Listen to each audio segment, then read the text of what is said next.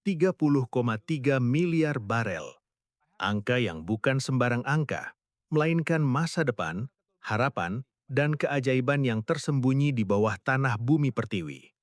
Cadangan minyak ini, yang terletak di Blok Mahakam, Kalimantan Timur, lebih besar daripada total cadangan minyak di Arab Saudi. Ini adalah sumber daya yang menjanjikan kesejahteraan bagi generasi mendatang. Kami, para pekerja di sini, selalu menyuarakan angka itu dengan penuh kebanggaan. Minyak terbesar di dunia ada di bawah kaki kami, dan itulah masa depan kami. Namun, segalanya berubah dalam sekejap. Saya Ahmad, seorang insinyur lapangan yang telah bekerja lebih dari 25 tahun di PT Pertamina Hulu Mahakam. Saya bersama rekan-rekan kerja dan perwakilan serikat pekerja menulis surat ini untuk menceritakan perasaan kami yang berubah. Suatu malam, saat saya bekerja di platform lepas pantai, telepon kantor berdering tanpa henti. Panggilan dari Jakarta, menghentikan semua operasi. Matikan semua pompa. Perintah itu langsung membuat saya terkejut. Berita buruk segera muncul di ponsel saya. Presiden Suryo telah digulingkan. Rekaman video pasukan khusus dari konsorsium asing memasuki Istana Merdeka tersebar luas. Saya hanya bisa terdiam di depan monitor. Apa ini? Perang?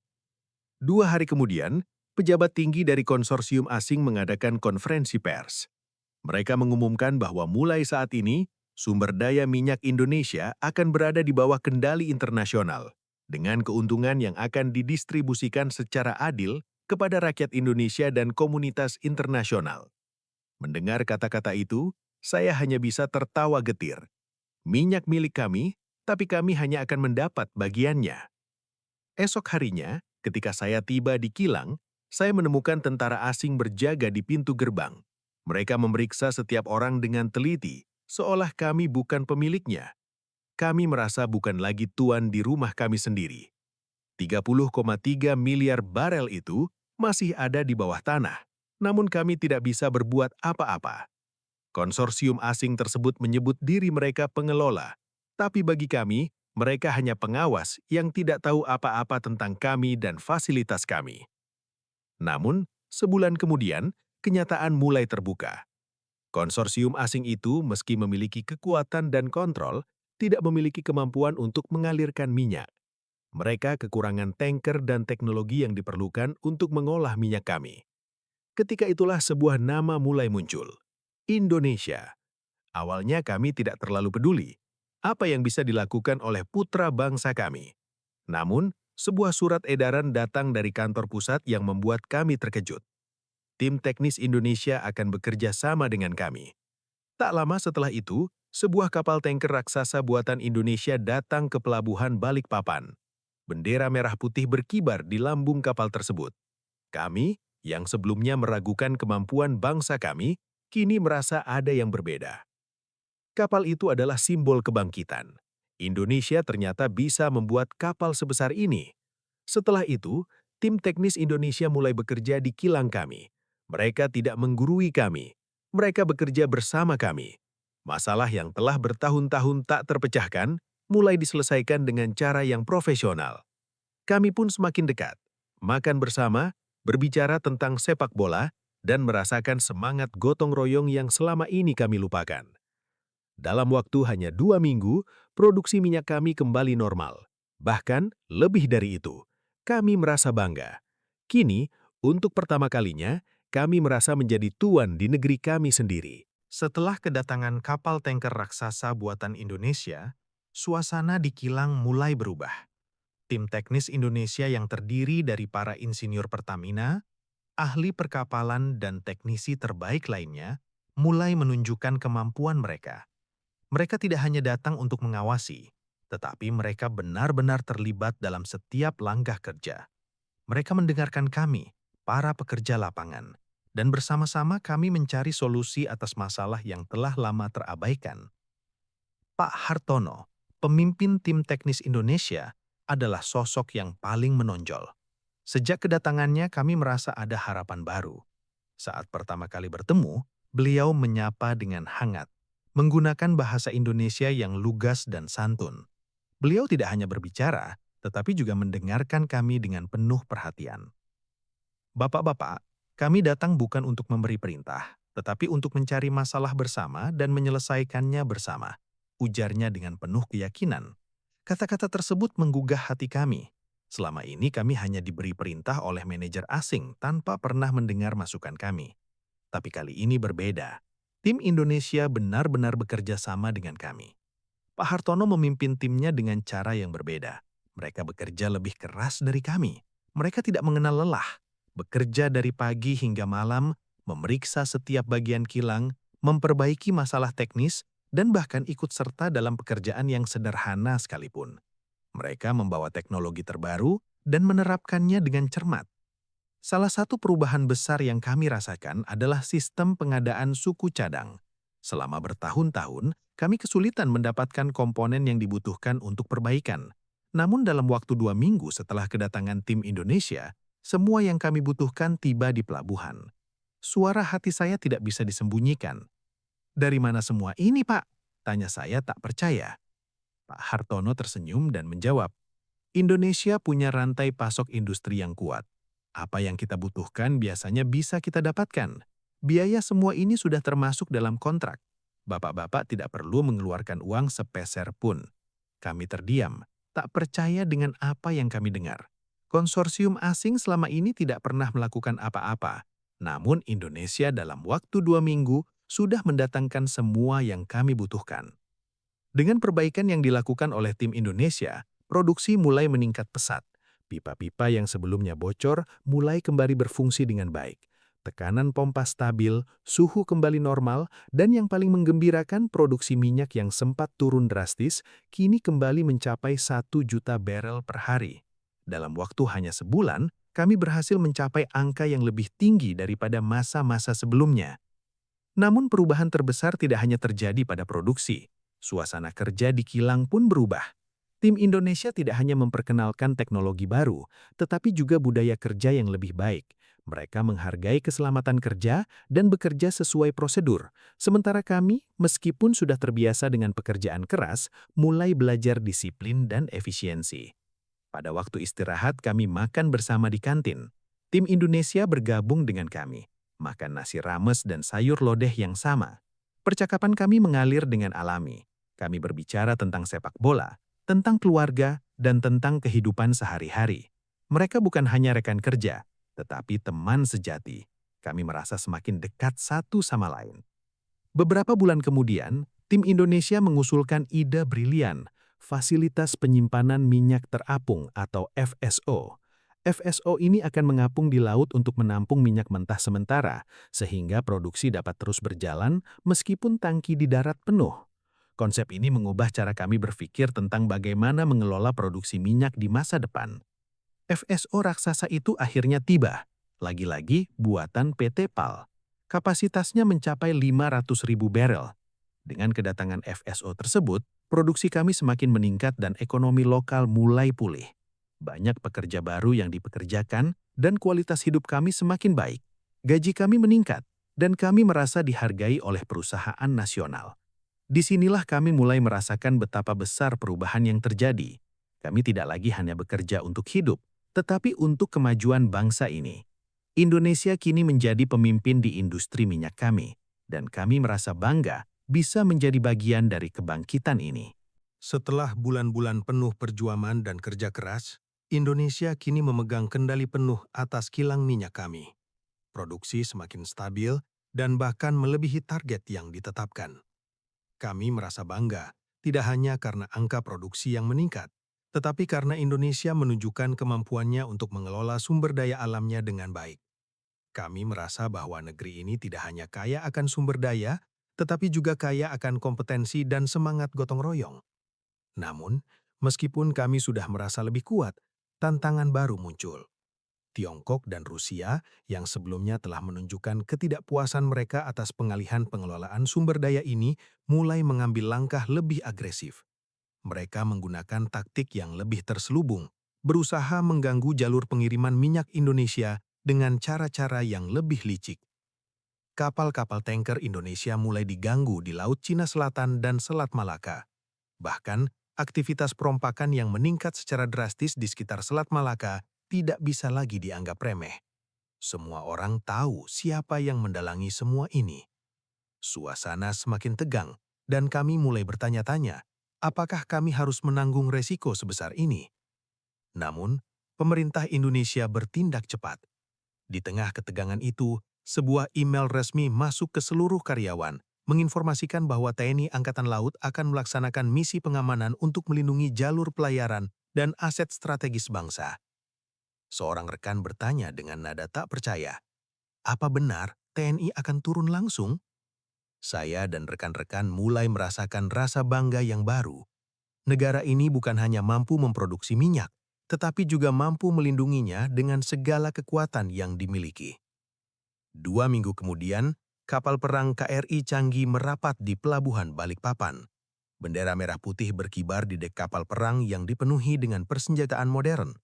Komandan kapal, seorang kolonel laut, turun dan berjabat tangan dengan Pak Santoso, yang kini menggantikan Pak Hartono sebagai pemimpin tim teknis. Kami semua terkejut dan penuh hormat saat beliau berkata, kami dari TNI Angkatan Laut. Kami bertanggung jawab atas keselamatan pelayaran aset strategis bangsa. Sejak saat itu, kapal-kapal tanker Indonesia yang mengangkut minyak berlayar dengan pengawalan ketat dari KRI. Para perompak yang mencoba mendekat langsung lari tunggang langgang. Kami merasa aman, dan kami semakin yakin bahwa Indonesia siap untuk menghadapi segala ancaman. Namun, ancaman tak berhenti sampai di situ. Beberapa hari setelah kapal kami mendapat pengawalan dari KRI, kapal tanker kami, Pertamina Pride, dihentikan paksa oleh kapal penjaga pantai Tiongkok di Laut Cina Selatan dengan alasan penangkapan ikan ilegal. Tuduhan tersebut jelas-jelas tidak masuk akal, tetapi kami tahu bahwa ada lebih banyak yang sedang dipertaruhkan. Tak lama setelah itu, sebuah berita besar mengguncang dunia. Armada ke-7 AS memasuki Laut Cina Selatan untuk menjamin kebebasan navigasi. Tindakan AS yang tiba-tiba ikut terlibat dalam permasalahan ini, meskipun mereka bersaing dengan Indonesia dalam beberapa hal, mengungkapkan sebuah fakta yang menarik. Dalam politik internasional, musuh dari musuhku adalah temanku. Pak Santoso menjelaskan kepada kami, Amerika mungkin tidak suka kita terlalu mandiri, tetapi mereka lebih benci pada dominasi Tiongkok. Dalam hal ini, mereka lebih memilih untuk mendukung kita. Setelah kehadiran armada AS di Laut Cina Selatan, Tiongkok akhirnya mundur. Mereka tidak akan mengambil risiko menghadapi kekuatan militer AS. Namun, kami tahu bahwa ancaman ini belum sepenuhnya berakhir. Malam itu, saya menerima telepon darurat lagi. Pertamina Pride yang sedang melintas di Selat Malaka kembali dikepung oleh kapal-kapal tak dikenal. Kali ini pasukan yang terlibat dilengkapi dengan senjata berat dan senapan mesin, menunjukkan bahwa ini bukan lagi masalah perompak biasa. Tentu saja, kami tahu siapa yang berada di baliknya. KRI terdekat berada 80 mil laut dari lokasi dan membutuhkan 4 jam untuk sampai ke sana. Namun, tim Kopaska, pasukan elit Indonesia, tidak tinggal diam. Kolonel Yudi, Komandan KRI, memutuskan untuk mengirimkan helikopter tempur dari pangkalan terdekat dengan tim Kopaska yang hanya terdiri dari 4 orang untuk menghadapinya. Waktu terasa sangat lama, namun dalam 20 menit yang terasa seperti 20 tahun, helikopter tempur Kopaska akhirnya tiba. Begitu pasukan mendarat, kontak senjata segera terjadi. Semua orang di ruang rapat menahan nafas, menunggu kabar dari lapangan. Setelah 15 menit, radio akhirnya berbunyi. Tim Elang lapor, situasi terkendali, semua musuh telah dilumpuhkan, awak kapal selamat. Suasana dalam ruang rapat langsung berubah. Semua orang bersorai, sorai kegembiraan mengisi ruangan. Kami tidak bisa percaya, pasukan Kopaska hanya dengan 4 orang mampu mengalahkan 30 pasukan bayaran yang dilengkapi dengan senjata berat. Ini adalah aksi heroik yang membuat kami merasa semakin bangga akan negara ini. Penyelidikan terhadap pasukan bayaran yang ditangkap mengungkapkan bahwa mereka adalah bagian dari perusahaan militer swasta yang berafiliasi dengan Tiongkok. Dunia gempar.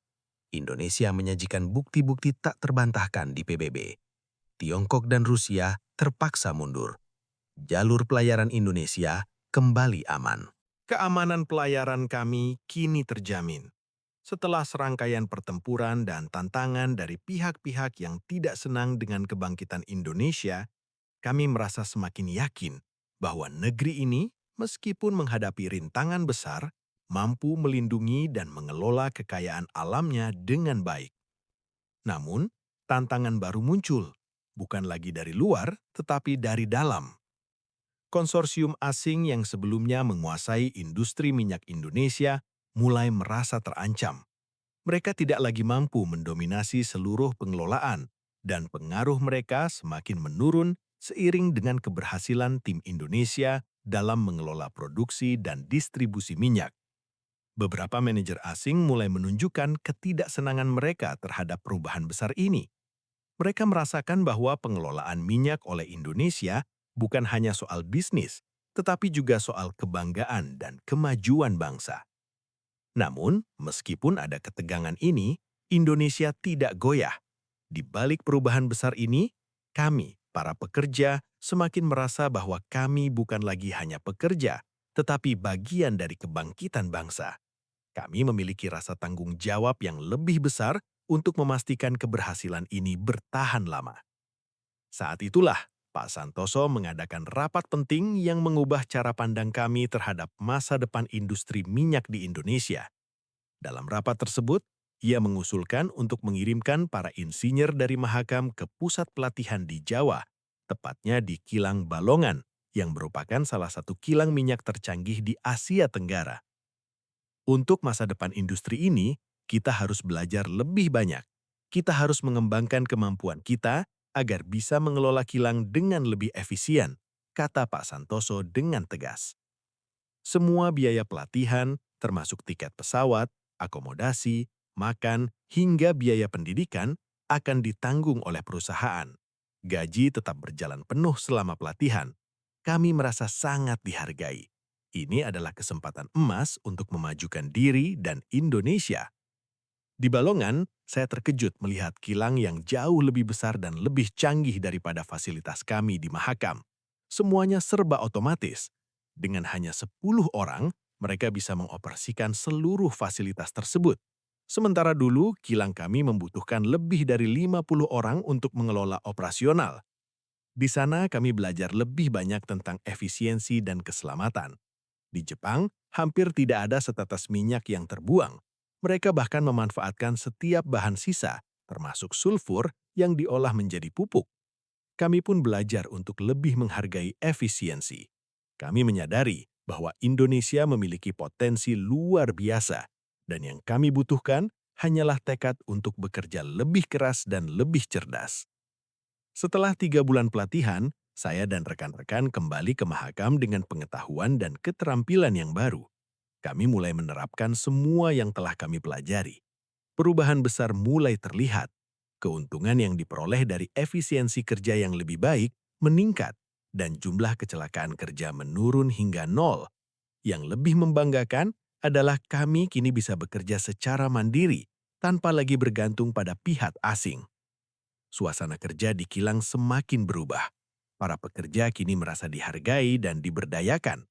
Kami memiliki rasa kepemilikan yang lebih besar terhadap pekerjaan kami dan masa depan bangsa ini. Para manajer asing yang dulu terpisah dari kami, kini mulai melihat bahwa mereka tidak lagi bisa mengendalikan kami seperti sebelumnya. Kami telah berkembang menjadi pekerja yang mandiri dan kompeten. Sebulan kemudian, kami melihat hasil nyata dari kerja keras kami. Produksi minyak yang sempat turun, kini kembali meningkat. Bahkan kami berhasil melebihi angka produksi 1 juta barel per hari. Ini adalah pencapaian luar biasa yang membuktikan bahwa Indonesia tidak hanya mampu mengelola sumber daya alamnya, tetapi juga memiliki kapasitas untuk bersaing di panggung dunia. Di antara para pekerja, desas-desus mulai menyebar. Tim Indonesia ini kerja lebih baik dari orang asing, ujar seorang rekan dengan bangga. Gaji lancar, pekerjaan pun bertambah, kata yang lain. Kami merasa bangga karena untuk pertama kalinya dalam hidup kami bisa menjadi tuan di rumah sendiri. Kami tidak lagi dipandang sebelah mata, tetapi dihormati sebagai profesional yang sejajar dengan yang lainnya. 6 bulan setelah pengambil alihan oleh Indonesia, produksi kami menembus angka 1,2 juta barel per hari, naik 50% dibandingkan dengan era konsorsium asing. Banyak pekerja baru dipekerjakan, ekonomi lokal bangkit, dan film dan musik Indonesia semakin populer di kalangan kami. Ketika anak saya bertanya, "Ayah, apakah aku bisa bekerja seperti orang-orang hebat dari Jawa itu?" Saya menjawab dengan penuh keyakinan, "Tentu saja, Nak. Kalian adalah generasi penerus mereka." Keajaiban 30,3 miliar barel ini bukan hanya tentang minyak. Ini adalah kisah tentang kerja keras, keberanian, dan kolaborasi. Sebuah perjalanan panjang yang membawa Indonesia tidak hanya menjadi negara yang kuat, tetapi juga negara yang benar, yang mampu mengelola dan memanfaatkan sumber daya alamnya dengan bijak. Kini 30,3 miliar barel itu tetap milik kami, dan berkat putra-putri bangsa terbaik, kami bisa mengelolanya dengan kepala tegak. Keberhasilan Indonesia dalam mengelola 30,3 miliar barel minyak tak hanya menjadi kebanggaan bagi kami, tetapi juga menarik perhatian dunia internasional. Negara-negara besar yang sebelumnya menganggap Indonesia sebagai negara berkembang yang tergantung pada bantuan asing, kini mulai menilai kami dengan cara yang berbeda. Kami bukan lagi sekadar negara dengan kekayaan alam, tetapi sebuah kekuatan yang layak dihormati. Pengakuan itu datang dalam bentuk berbagai kemitraan baru yang dibangun dengan negara-negara sahabat. Indonesia kini dilihat sebagai mitra yang kompeten dalam industri energi global. Bahkan, beberapa negara yang sebelumnya sering kali meremehkan kami mulai mengajukan kerjasama di berbagai bidang, terutama dalam hal teknologi dan perdagangan. Namun, keberhasilan ini bukan tanpa tantangan. Kami terus menghadapi tekanan dari negara-negara yang merasa terancam dengan kemandirian Indonesia dalam mengelola sumber daya alam. Tiongkok dan Rusia yang selama ini berusaha mempertahankan pengaruh mereka di kawasan tidak tinggal diam. Mereka mulai mengintensifkan tekanan politik dan ekonomi, berusaha menggoyahkan stabilitas yang telah dibangun Indonesia. Di tengah tekanan ini, Indonesia tidak pernah mengandalkan kekuatan militer atau kekuasaan ekonomi semata. Sebaliknya, Indonesia terus mengedepankan prinsip-prinsip kerjasama yang saling menguntungkan dan berbasis pada kesetaraan. Dengan menggunakan diplomasi yang cerdas dan pendekatan yang hati-hati, Indonesia berhasil memperkuat posisinya di tengah arus politik global yang terus berubah. Salah satu momen penting yang menegaskan posisi Indonesia di dunia internasional adalah ketika sebuah pertemuan besar digelar di Bali untuk membahas isu energi global. Indonesia, yang kini menjadi tuan rumah acara tersebut, berhasil membawa berbagai negara maju dan berkembang untuk duduk bersama, berbicara tentang solusi berkelanjutan untuk tantangan energi dunia. Pertemuan ini bukan hanya soal minyak atau sumber daya alam lainnya. Ini adalah simbol perubahan besar dalam cara dunia melihat Indonesia. Kami tidak lagi dipandang sebagai negara yang hanya menjadi sumber daya, tetapi sebagai negara yang mampu berkontribusi dalam menentukan arah masa depan dunia.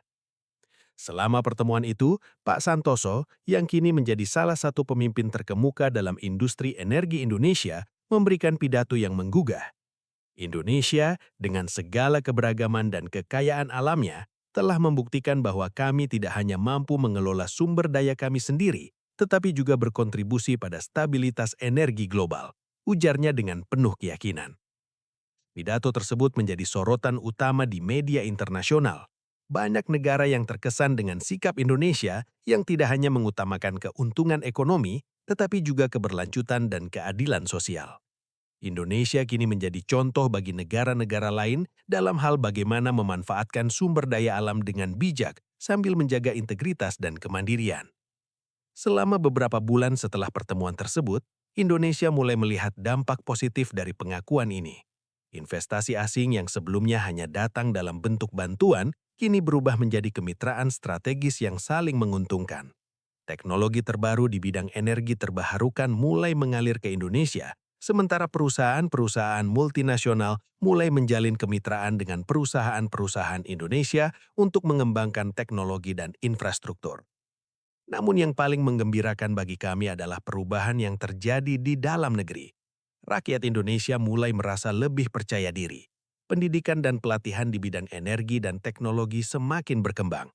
Generasi muda mulai melihat masa depan mereka di industri ini, dan banyak dari mereka yang terinspirasi untuk mengikuti jejak kami, para pekerja yang telah lama berjuang untuk bangsa.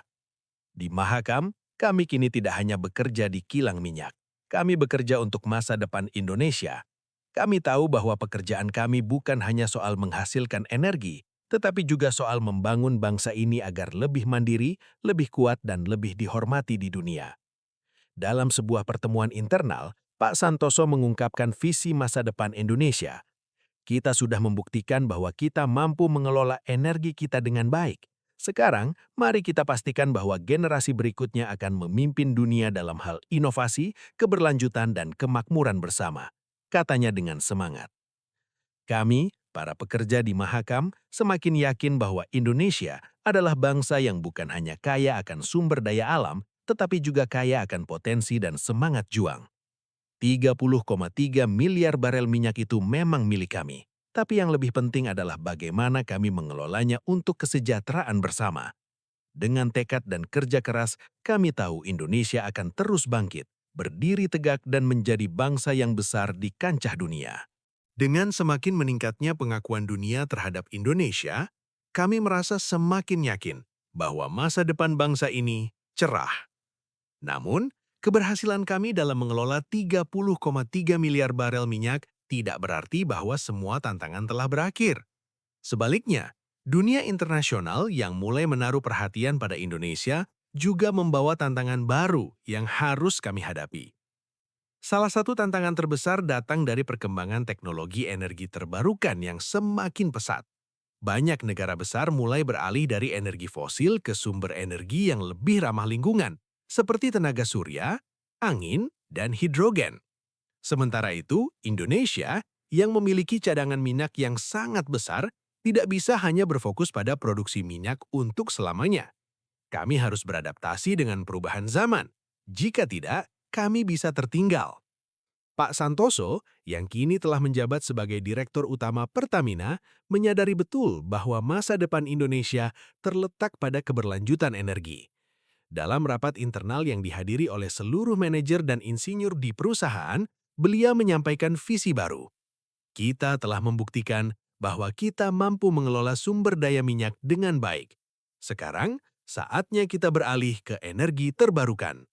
Kita tidak hanya ingin menjadi pemain besar dalam industri minyak, tetapi juga menjadi pelopor dalam pengembangan energi bersih, ujar Pak Santoso dengan penuh keyakinan. Bagi kami, ini adalah tantangan besar. Banyak dari kami yang telah bekerja di industri minyak selama bertahun-tahun dan merasa terikat dengan cara kerja lama. Namun, kami tahu bahwa dunia sedang berubah, dan jika kami tidak beradaptasi, kami bisa tertinggal. Oleh karena itu, kami mulai mempersiapkan diri untuk beralih ke sektor energi terbarukan. Dalam beberapa bulan berikutnya, Indonesia mulai mengembangkan proyek-proyek energi terbarukan di seluruh negeri. Proyek energi surya besar-besaran dimulai di wilayah timur Indonesia. Sementara di barat, pembangunan pembangkit listrik tenaga angin mulai dilakukan. Selain itu, pemerintah Indonesia juga mulai berinvestasi dalam penelitian dan pengembangan teknologi hidrogen yang diharapkan dapat menjadi solusi masa depan untuk kebutuhan energi dunia. Di Mahakam, kami mulai merasakan perubahan ini. Beberapa rekan kami yang sebelumnya bekerja di bagian minyak, kini mulai dilatih untuk bekerja di sektor energi terbarukan. Mereka diberikan pelatihan intensif di berbagai pusat penelitian dan pengembangan di Jawa. Kami semua tahu bahwa ini adalah langkah yang tepat, meskipun kami masih merasa cemas akan perubahan besar ini. Namun, perubahan ini juga membawa peluang baru. Banyak pekerjaan baru yang tercipta di sektor energi terbarukan.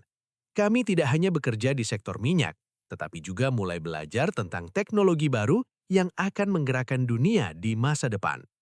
Indonesia, yang dahulu dikenal sebagai negara penghasil minyak terbesar, kini juga mulai dikenal sebagai negara yang berkomitmen pada keberlanjutan dan energi bersih. Tak lama setelah itu, Indonesia menjadi tuan rumah bagi Konferensi Energi Terbarukan Dunia yang dihadiri oleh para pemimpin dunia, ilmuwan, dan perusahaan energi terbesar di dunia. Di konferensi ini, Indonesia menunjukkan kemajuan pesat yang telah dicapainya dalam pengembangan energi terbarukan. Dan kami, sebagai bagian dari industri energi Indonesia, merasa sangat bangga dengan pencapaian tersebut. Pak Santoso memberikan pidato yang menggugah di hadapan para peserta konferensi. Indonesia kini tidak hanya mengelola sumber daya alam kami dengan bijak, tetapi kami juga berkomitmen untuk menjadi bagian dari solusi global untuk krisis energi. Kami percaya bahwa energi terbarukan adalah masa depan, dan kami siap menjadi pemimpin dalam transisi energi ini, katanya dengan penuh keyakinan. Pidato Pak Santoso mendapat sambutan hangat dari para peserta konferensi. Mereka melihat Indonesia tidak hanya sebagai negara yang memiliki kekayaan alam, tetapi juga sebagai negara yang berani berinvestasi dalam teknologi masa depan. Indonesia kini menjadi contoh bagi negara-negara lain yang ingin beralih ke energi terbarukan tanpa mengorbankan pertumbuhan ekonomi. Namun, meskipun kami telah membuat kemajuan besar, kami juga menyadari bahwa perjalanan kami masih panjang. Tantangan terbesar bukan hanya untuk mengelola energi terbarukan, tetapi juga untuk memastikan bahwa setiap langkah yang kami ambil membawa manfaat bagi seluruh rakyat Indonesia. Kami harus memastikan bahwa transisi ini tidak hanya menguntungkan segelintir orang, tetapi juga memberikan manfaat bagi seluruh bangsa. Pak Santoso selalu mengingatkan kami untuk tidak pernah berhenti belajar dan berinovasi. Keberhasilan kita di masa lalu adalah hasil kerja keras dan dedikasi. Namun, keberhasilan di masa depan akan bergantung pada kemampuan kita untuk beradaptasi dengan perubahan, katanya. Kini di Mahakam, kami bukan hanya bekerja untuk menghasilkan minyak, tetapi juga bekerja untuk masa depan yang lebih hijau dan berkelanjutan. Kami tahu bahwa Indonesia, dengan segala potensi dan semangatnya, akan terus menjadi pemain penting di panggang dunia, tidak hanya dalam industri energi, tetapi juga dalam menciptakan dunia yang lebih baik bagi generasi mendatang. Seiring berjalannya waktu, Indonesia semakin dikenal sebagai kekuatan yang tidak hanya mampu mengelola sumber daya alamnya dengan bijak, tetapi juga sebagai negara yang berkomitmen pada keberlanjutan dan inovasi. Keberhasilan kami dalam mengelola 30,3 miliar barel minyak dan beralih ke energi terbarukan menjadikan kami contoh yang patut ditiru oleh banyak negara di dunia. Namun, perjalanan kami tidak selalu mulus. Ketika kami mulai memperkenalkan energi terbarukan ke dunia internasional, kami menghadapi tantangan baru, persaingan global yang semakin ketat.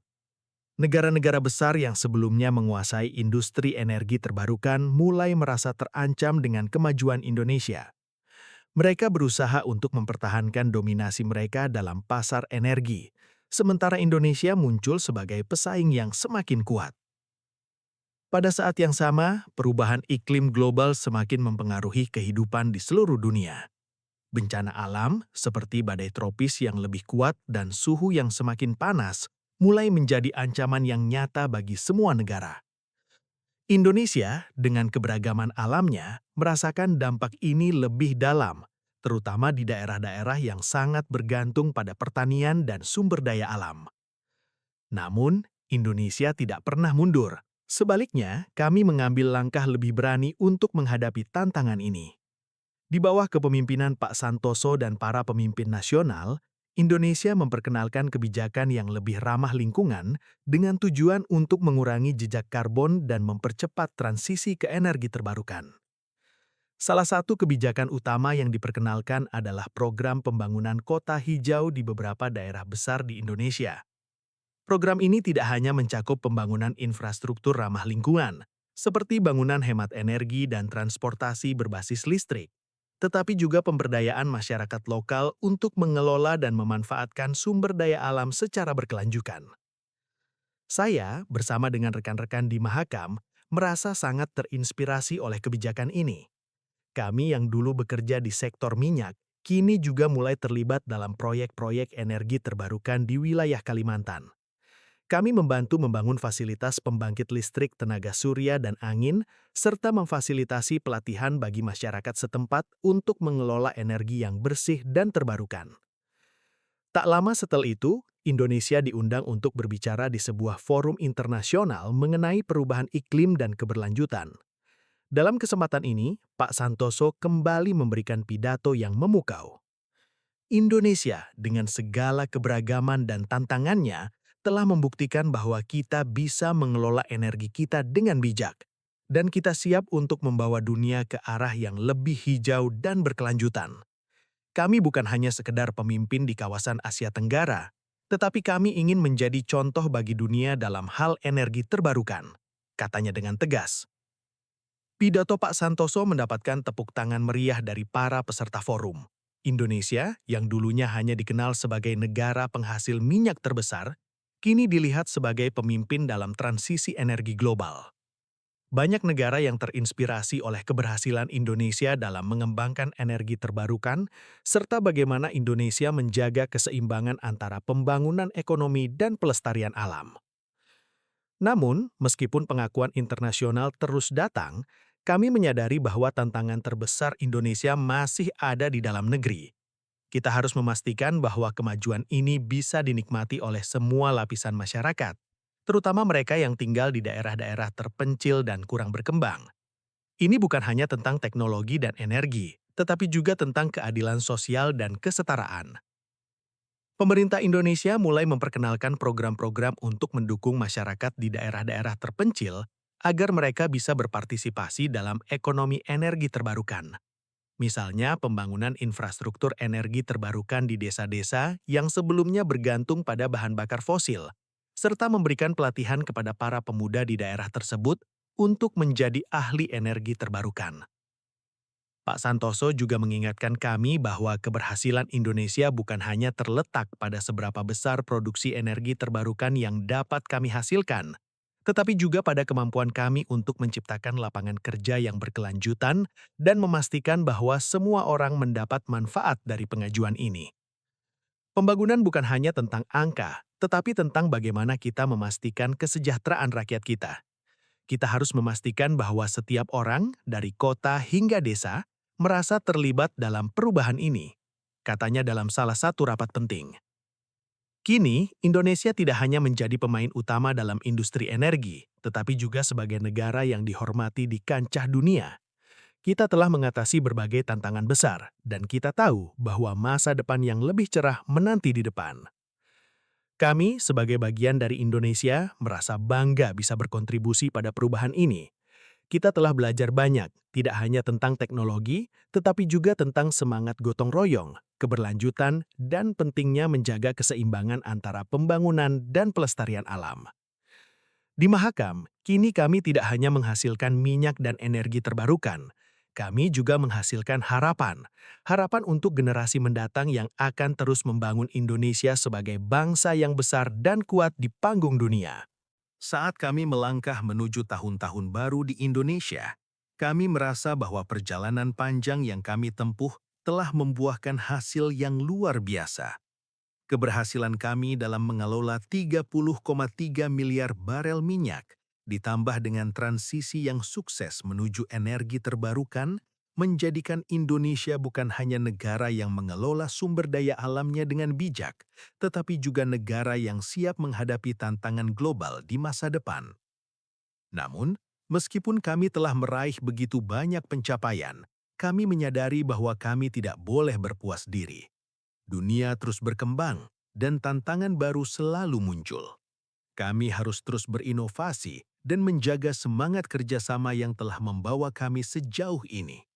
Di Mahakam, kami tahu bahwa kami memiliki tanggung jawab yang lebih besar untuk memastikan bahwa Indonesia tetap berkembang, bukan hanya di sektor energi, tetapi juga di berbagai bidang lain yang akan memastikan kesejahteraan bangsa untuk generasi mendatang.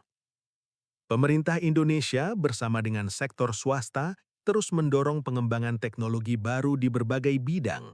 Salah satu fokus utama adalah pengembangan teknologi digital dan industri 4.0.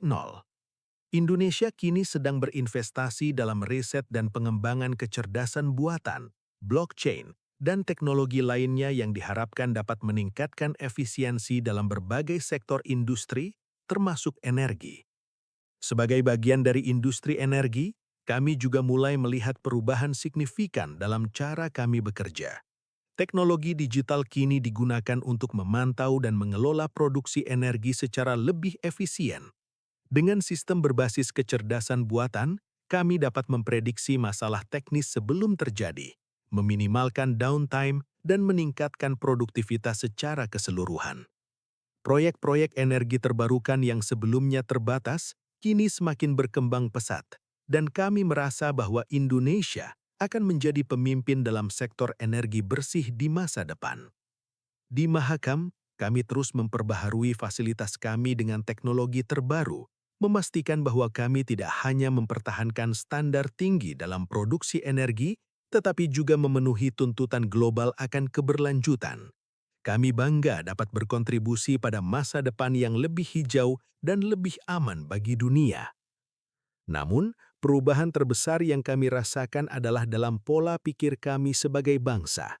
Kami tidak lagi melihat diri kami sebagai negara yang hanya mengandalkan kekayaan alam semata, tetapi sebagai negara yang memiliki kemampuan untuk berinovasi dan menciptakan nilai tambah dari segala sumber daya yang kami miliki.